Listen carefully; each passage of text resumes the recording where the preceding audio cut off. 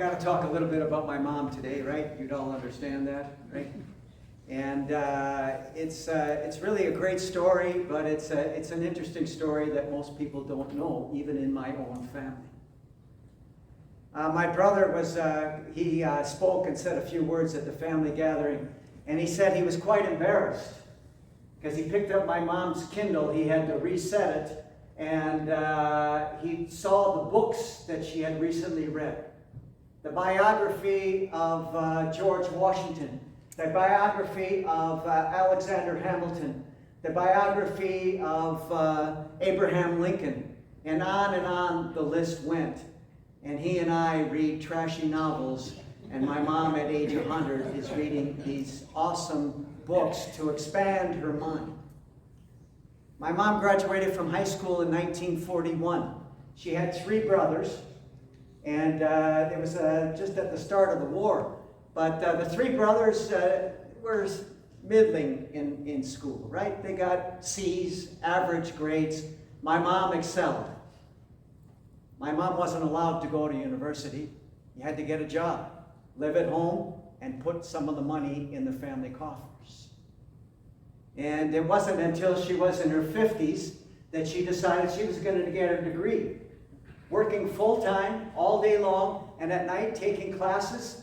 And then at the age of 65, she graduated from the same university that I graduated from Concordia in Milwaukee. What's really interesting about my mom is a couple years ago, I asked her what her childhood was like.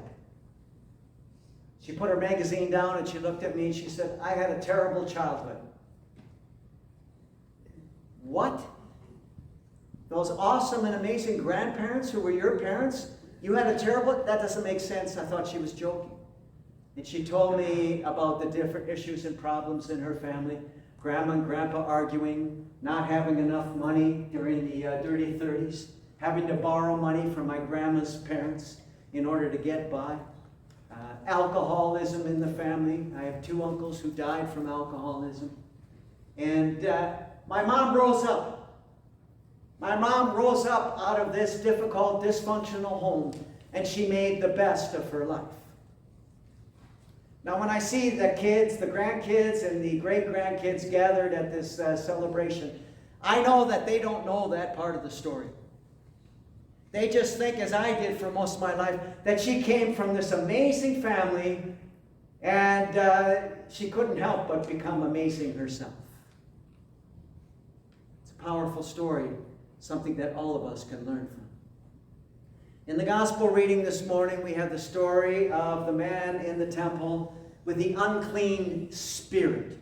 We don't know what that means, and I have an idea what it means, but that's how they referred to people who are having physical or emotional problems. They said they had an unclean spirit. And this man said to Jesus, "What are you here for? What do you have to do with us?"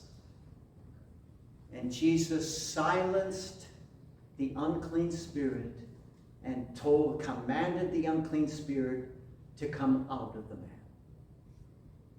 Now, I don't believe in possession. I don't believe that the devil resides in us. But I do believe this, that inside most of us, we have an unclean or a negative voice that is kicking around in our head, right? We have that voice that goes on and tells us, "You're just no good. You're not good enough." It's a shaming voice. Why can't you do better than what you've done? Make something of your life. What's the matter with you? You're lazy. You're stupid. You're not lovable. And that's the voice that stays with us, even well past the years that we heard those voices to begin. That's the unclean spirit in all of us. That's the words that Jesus is saying, be silent and come out of that person. We have to silence that voice, that negative voice that keeps pushing us down. And it could have come from parents or grandparents or teachers or siblings, but it's a voice that we need to silence. And we need to raise up the other voice. Raise up the voice of Jesus that says, you are a child of God. You are loved by God completely and unconditionally. You are one with God. You are awesome and amazing. You are gifted. You are special. When we say those words to ourselves, we blush because it's a foreign verse. It's a foreign words. We're not used to hearing them. But this is the voice that needs to replace the other voice. That you are an amazing child of God. You have been placed here to do great things on this earth. And the only thing that is preventing you from doing these great things is the voice of that unclean spirit.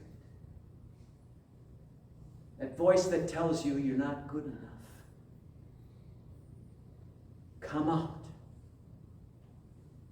Get rid of that voice. Listen to the voice of God. Amen. Amen. That's right.